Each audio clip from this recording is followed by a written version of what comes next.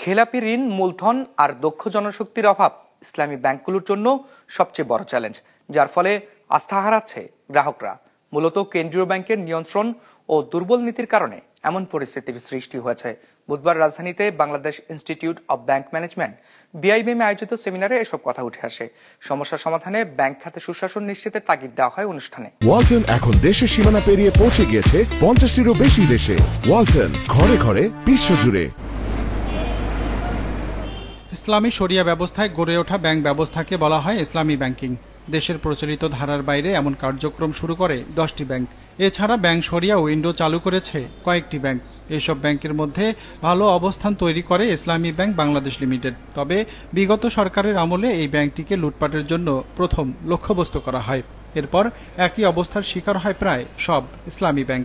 2017 সালে এই ব্যাংকটির মালিকানা, পরিচালনায়, রাজনৈতিক হস্তক্ষেপ, মানব সম্পদ ব্যবস্থাপনায় সম্পূর্ণ পরিবর্তন দেওয়া হয়। ডেইলি স্টার একটি সংবাদে বলা হয়েছিল, বাংলাদেশ ইসলামী ব্যাংকিং ইতিহাসে এটা পারফেক্ট রোবারি বা নিখুঁত ডাকাতি। মূল দর্শন থেকে ছিটকে প্রায় ব্যাংকটি সেই থেকে 2024 পর্যন্ত বাংলাদেশের পত্রিকায় শিরোনাম হয়, কখনো ঋণ খেলাপিতে আত্মকর্তা হিসেবে, কখনো আর্থিকভাবে দুর্বল হিসেবে, কখনো সুশাসনবিহীন ব্যাংক হিসেবে। 2017 সালে ধাক্কায় পরিকল্পনা শুধু এভাবে ব্যাংকটি নয়, সব ইসলামী ব্যাংকগুলি হয়ে যায় যা দুর্বল ব্যাংক, যা সংগঠিত হয় অর্গানাইজড ক্রাইমের মাধ্যমে।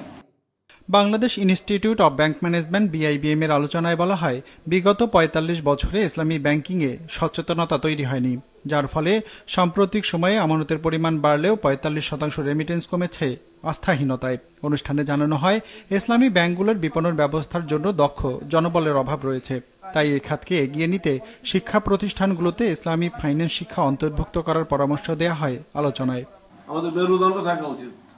আমরা মেরুদণ্ডহীন হওয়ার কারণে এই যে লুট শব্দটা আসছে না এখানে ব্যাপারের মধ্যে, যে সমস্ত রবড হয়ে গেছে যে সমস্ত ইসলামী ব্যাংক, এটা হয়েছে। এটার জন্য আমরা আমাদের মেরুদণ্ডহীনতা দায়ী। আমাদেরকে এখন থেকে আমাদের আলিফের মতো সটান দাঁড়াইতে হবে। এরপরও গ্রাহকের চাহিদা বিবেচনায় আরও কিছু ব্যাংক পুরোপুরি শরিয়া ভিত্তিক হতে চায়। একই সাথে কিছু ব্যাংক শরিয়া উইন্ডো চালু করতে চায় বলে জানানো হয় অনুষ্ঠানে। বলা হয়, এর জন্য ইসলামী ব্যাংকগুলোতে সুশাসন নিশ্চিত করতে হবে, সেই সাথে শক্তি বাড়াতে হবে কেন্দ্রীয় ব্যাংকের, পরিবর্তন আনতে হবে নীতির।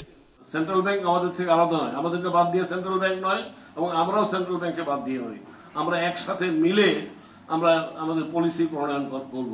পলিসি প্রণয়নের ক্ষেত্রে আমাদেরকে শোনা হবে। আমরা যারা ব্যাংকে কাজ করি বিভিন্ন ডেস্কে, আমাদের অনেক কথা আছে, আমাদের সুবিধা অসুবিধার দিক আছে, সেগুলো আইবিআরপিডি শুনবে, সেন্ট্রাল ব্যাংকের গভর্নর সাহেব শুনবেন, ডেপুটি গভর্নর সাহেবরা শুনবেন।